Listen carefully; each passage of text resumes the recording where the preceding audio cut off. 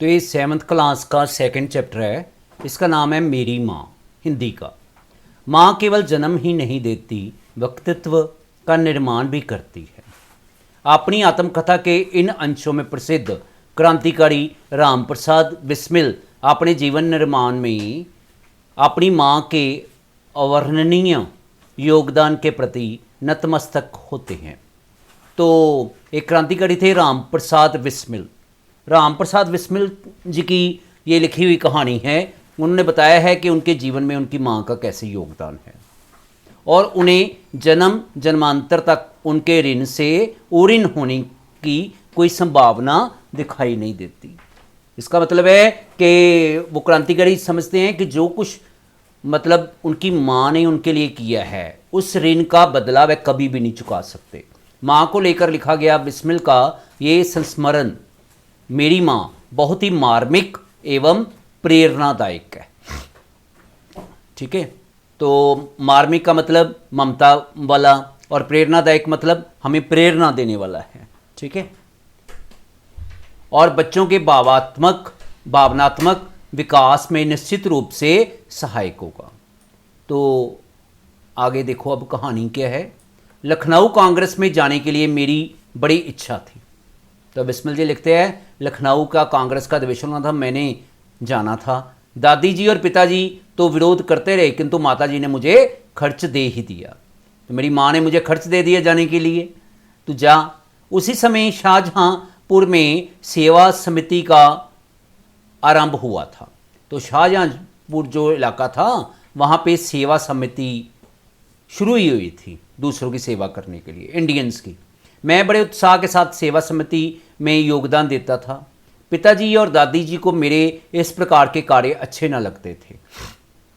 ठीक है, किंतु माता जी मेरा उत्साह भंग न होने देती थी। तो बिस्मिल जी कहते हैं मैं इन कार्यों में हिस्सा लेता था, माता जी मुझे उत्साह देती थी, जिनके कारण उन्हें अक्सर पिताजी की डांट, फटकार और दंड सहन करना पड़ता था। तो पिताजी माताजी को डांटते थे कि तुम बच्चे को ऐसे क्यों कर रहे हो। वास्तव में मेरी माताजी देवी हैं।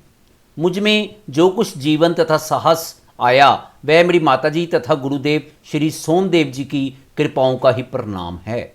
दादी जी और पिताजी मेरे विवाह के लिए बहुत अनुरोध करते किंतु माताजी यही कहती कि शिक्षा पा चुकने के बाद ही विवाह करना उचित होगा।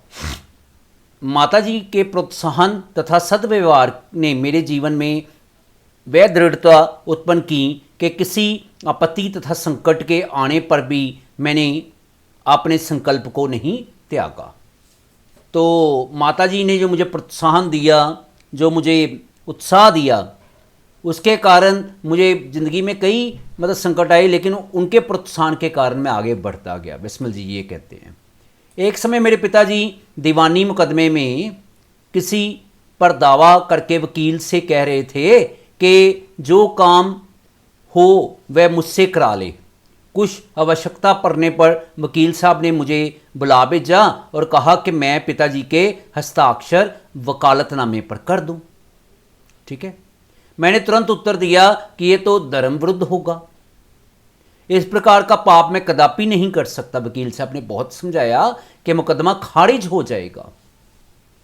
ठीक है, किंतु मुझ पर कुछ भी प्रभाव ना हुआ, मैंने हस्ताक्षर नहीं किए।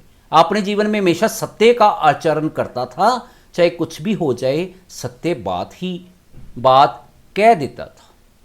ठीक है, तो मतलब एक बार जो उनके घर के कोई वकील थे, उनका कोई मुकदमा चल रहा था परिवार का, तो वकील ने बोला कि तुम अपने पिताजी के साइन कर दो। तो बिस्मिल जी कहने लगे नहीं ये मैं नहीं करूँगा। मतलब वो कभी झूठ नहीं बोलते थे, इस बात से ये पता चलता है, हमेशा सच बोलते थे। 11 वर्ष की उम्र में माताजी विवाह कर शाहजहांपुर आई थी।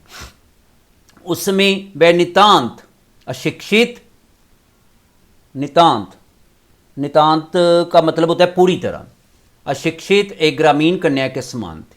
मतलब उनकी माताजी का 11 वर्ष की आयु में शादी हो गई थी, शाहजहांपुर आई थी। यहाँ ऊपर भी लिखा हुआ है ना, तो यहाँ पे उसी समय शाहजहांपुर में सेवा समिति आरंभ हुई थी।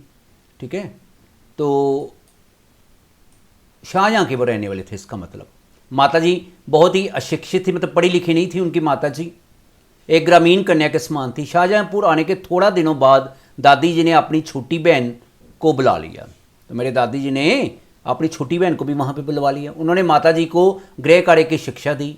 थोड़े दिनों में माता जी ने घर के सब कामकाज को समझ लिया और भोजन आदि का ठीक ठाक प्रबंध करने लगी। मेरे जन्म होने के 5 या 7 वर्ष बाद उन्होंने हिंदी पढ़ना आरंभ कर दिया।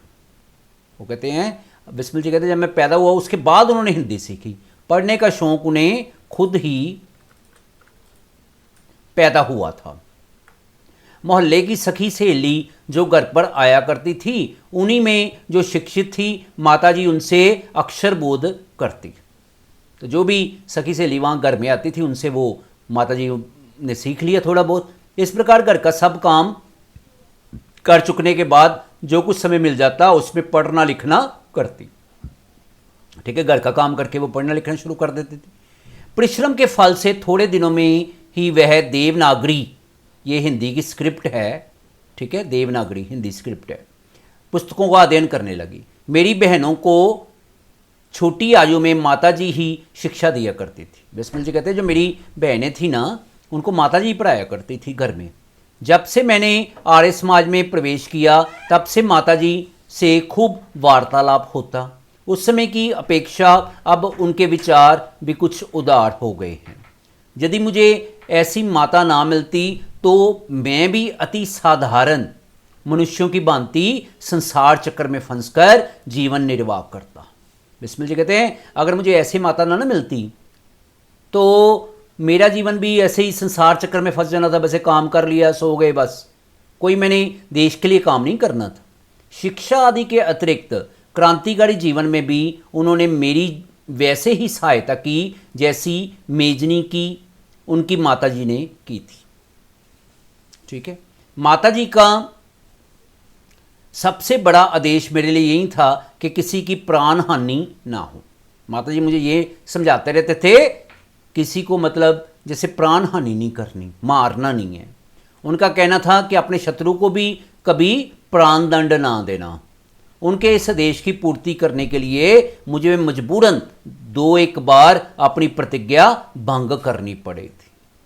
लेकिन बिस्मिल जी कहते हैं 2 बार मैंने प्राण हानि भी की थी, 2-1 बार, मतलब अपने शत्रु को उन्होंने मारा भी था जान से। ठीक है, अच्छा।